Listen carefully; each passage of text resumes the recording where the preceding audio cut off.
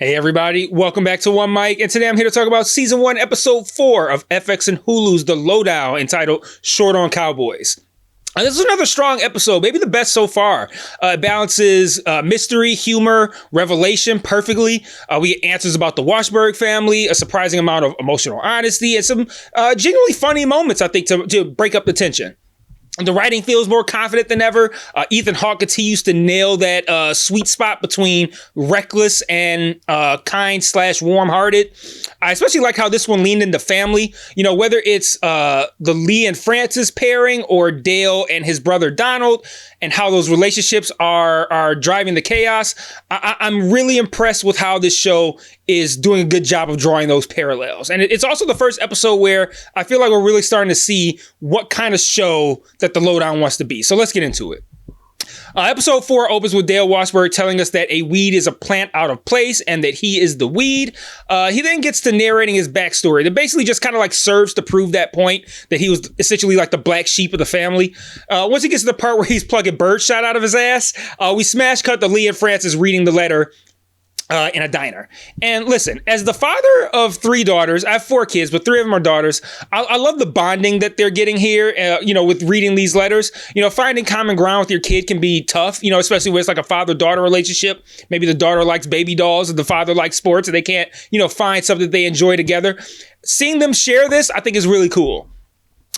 But also, Frances is way too involved in a situation that has already gotten her dad beaten up and thrown in a trunk. So Lee does not do bring your child to work type of shit. So side note from the side note. Since this was the most that we've heard Dale talk like in one moment, his voice is not unlike Dale Gribble from King of the Hill. Let me know in the comments if you hear that too, because I think it might even be intentional. Like, King of the Hill's Dale was known for like being a conspiracy theorist, right? And then Betty Jo later says in this episode that Dale was paranoid and thought everyone was out to get him. Maybe it's just a nice little wink at the audience for people who, might get the connection, but maybe also I'm doing the absolute fucking most. So let me know what you thought. I'm just thinking like he sounds like Dale, but I know that he didn't voice Dale on the original show, right? So but it really sounds like Dale. Anyway, back to the letters. His next letter recounts the night that Blackie and Berta came to kill him. And he fires back, they run, and one of those hats ends up in the grass. And that's the same hat that Lee found when he was leaving the estate sale.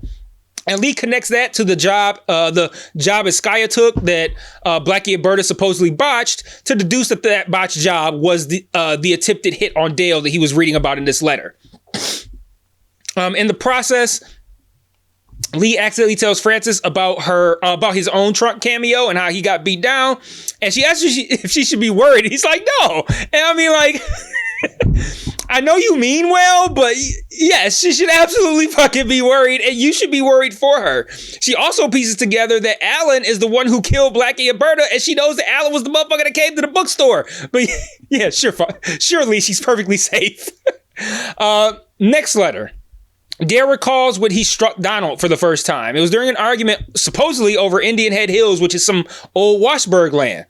Donald's dagger line, "This is something that's not even yours," was a, quote, vile provocation. If in this moment you were wondering how an argument about land could result in a vile provocation, you were not alone. I was wondering that as well. We'll get back to that. Frances' mom swings by the diner to pick her up and drops the bomb that her man has proposed and that she has said yes. And you can see Lee's face fall flat right through his I'm fine mask that he's wearing. Like, the show sneaks in these personal body blows between the intrigue, and I think it works really well. Helps humanize Lee a little bit. It's been apparent this whole time that Lee still, at minimum, has feelings for her, and that I think it probably goes beyond that, and that they both still have maybe a little bit of feelings for one another. They at least have a really good relationship and rapport still. So it works when you can see how truly devastated he is that she's seemingly moved on. Meanwhile, Alan is at an NA meeting, and he's talking about letting down the man that he works for, a man that he owes everything. I'm doing a lot of quotes today.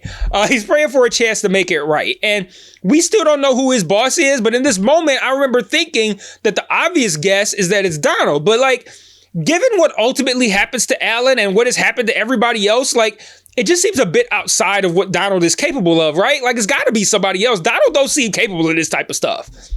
This episode is going to cast some suspicion on Betty Jo as well as that person that's pulling all the strings. But whoever it is seems far more ruthless than anyone that we met so far. But let me know in the comments who you think Alan's boss might be and why.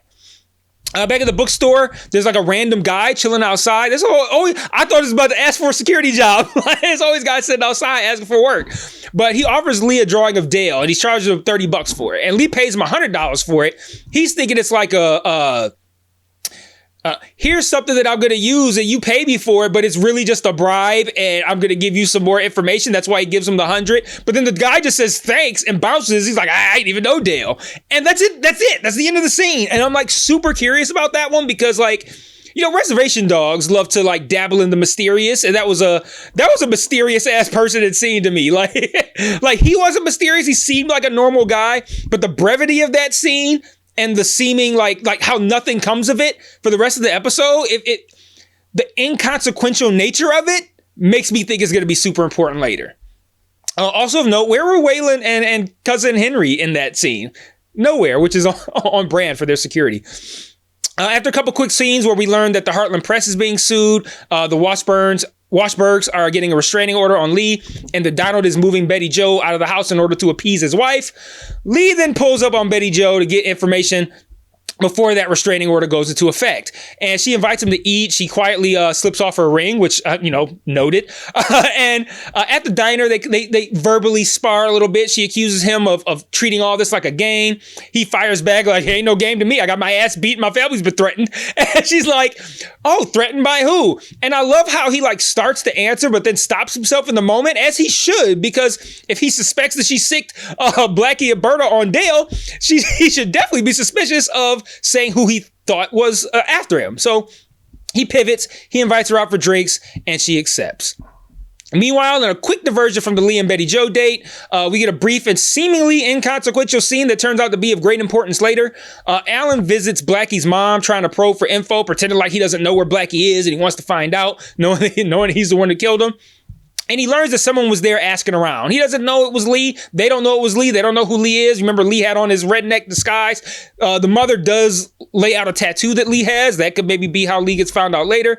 But Alan leaves, and then he later calls someone for help with the stuff that he dumped in the river. I'm out of control with the quote. Air quotes. I'm gonna stop. I'm OD air quoting. I'm not doing it anymore.